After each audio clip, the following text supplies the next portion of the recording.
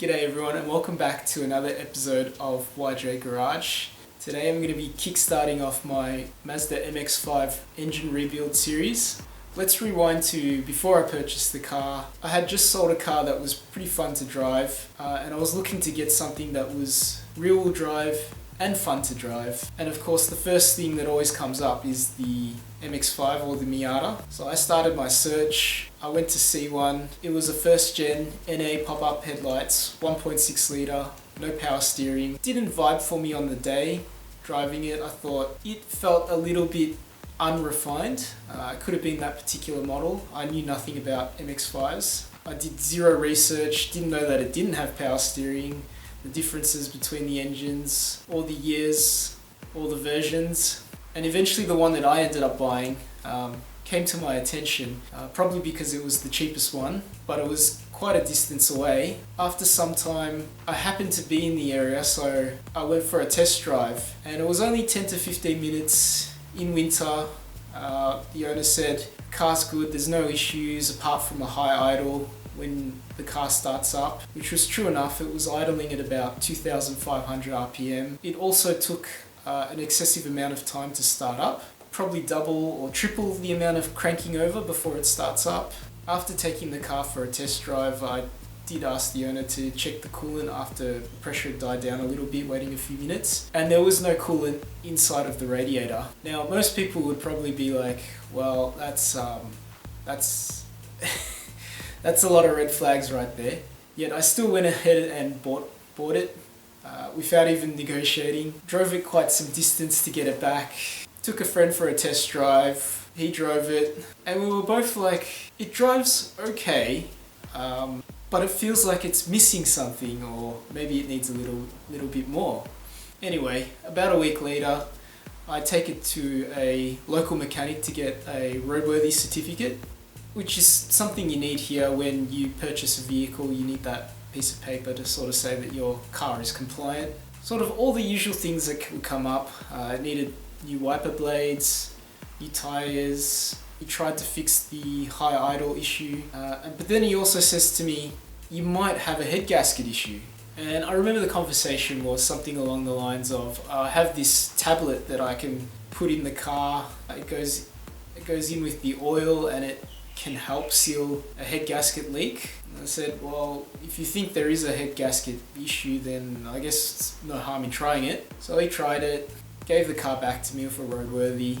It cost a lot more than I was expecting, but I think at this point I was beginning to realize that this car was a bit of a lemon. So a few months passed by. I decided to move the car to where I usually film all the videos, and that was about, I don't know, a 20-kilometer drive. And the weather's getting a bit warmer, and about halfway through the drive I noticed that the temp needle is starting to creep up just a little bit, and I'm like, oh no, here we go.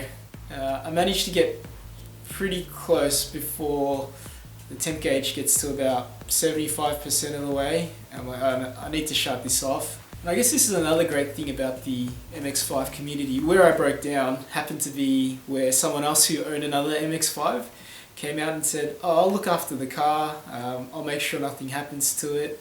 And so I walked home for the day. Car had cooled down and I just drove it the rest of the way home. After looking at all the things, it looked like what had happened was the seller had overheated the car. I think it was the classic, there's two hoses that go from the engine into the heater core that went bad. Lost all its coolant, overheated, head gasket blew, and he decided to sell the car. So I hope that gives you a bit of context as to why I need to rebuild the engine. And let me tell you, I was doing a lot of Googling, a lot of YouTube videos, trying to see symptoms, is there any quick fixes, what are my options? And so the short list of options were basically get rid of the car, cut your losses here, part it out, probably the wisest option really. The next option would have been take the cylinder head out, which you noticed that I did at some point in one of my videos, get that fixed and then put it back on the block, or get another engine, or take that engine and get it rebuilt with new internals. And really, which option should you choose, which is best? It kind of depends on your goals and also how much damage there is. So I did attempt to just get the cylinder head machined, the valves reseated, and put it back on the block with a new head gasket and hope for the best. And let me tell you, pistons 2 and 3 look terrible. When I had a look at them, there was pitting. It wasn't quite catching the nail, but it was, as you can see, that's probably not something that absolutely horrendous. Coolant was basically sitting in both those cylinders, causing the high idle at startup, as well as the hard to crank. It was basically building combustion.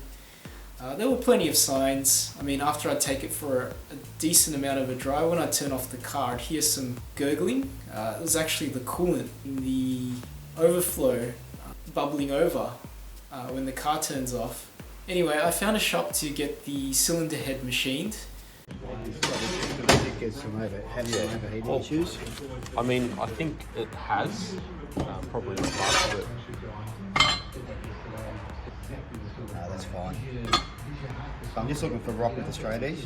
There's a tiny bit, but it's insignificant. It won't cause any harm at all. Take this as a compliment, because what I'm saying is this man is so...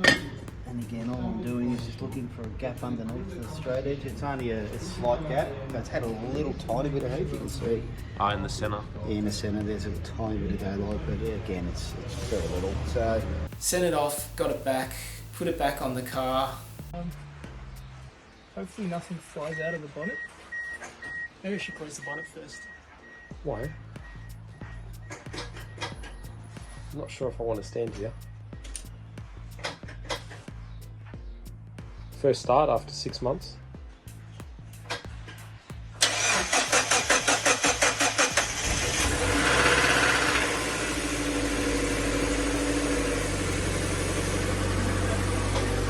As if it just started.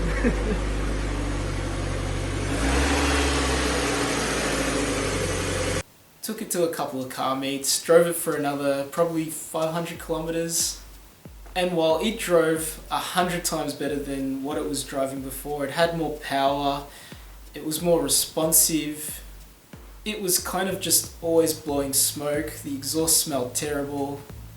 And bad exhaust smells is something you don't want to deal with when you've got the convertible.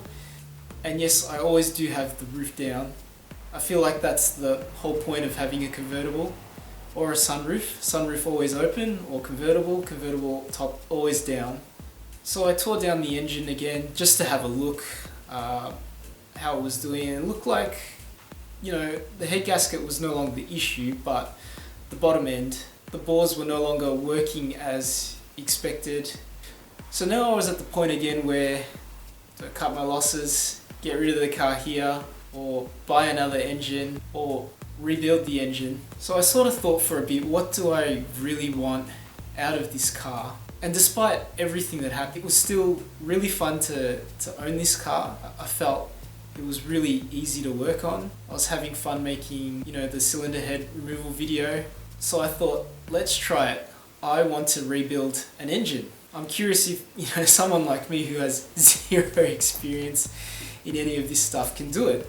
So now I'm at the point where I know I want to rebuild the engine, but I sort of need to set a goal so I know what parts to put in it, what I want out of it. And in the end I came up with that I want it to be sort of an OEM plus build where it can run as close to stock as possible so that it can run with the regular ECU.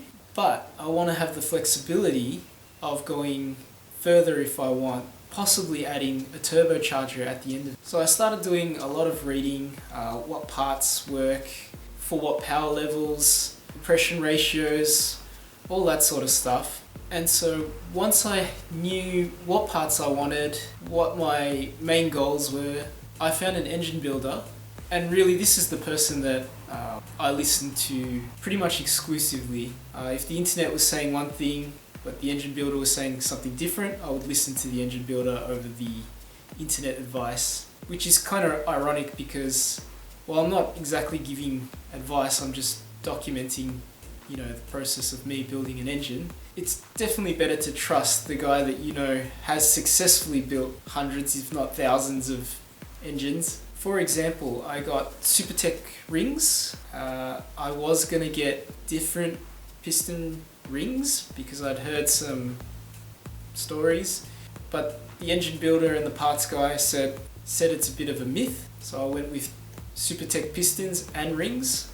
And originally my plan was to get the engine completely disassembled, all in pieces, that I'd have to assemble the pistons, the rings, all the bearings, and put the crankshaft in. However, it got a little bit iffy with the warranty that I could get. And to be honest, I don't blame them. I wouldn't trust me either. So in the end, they agreed to give me the engine as a short block, so with the cylinder head and the engine block separate, and I would assemble them together. And if you paid really close attention to my last video, you also noticed that the engine that I'm pulling apart towards the end is not my engine. Another side goal I had was to get the car running as quickly as possible. So I thought I could still drive my car, even in its terrible condition, while getting another engine and sending that off to the engine shop, get that replaced, get it back, take the old engine out, and sort of swap them. That way the car would be down for the minimum amount of time.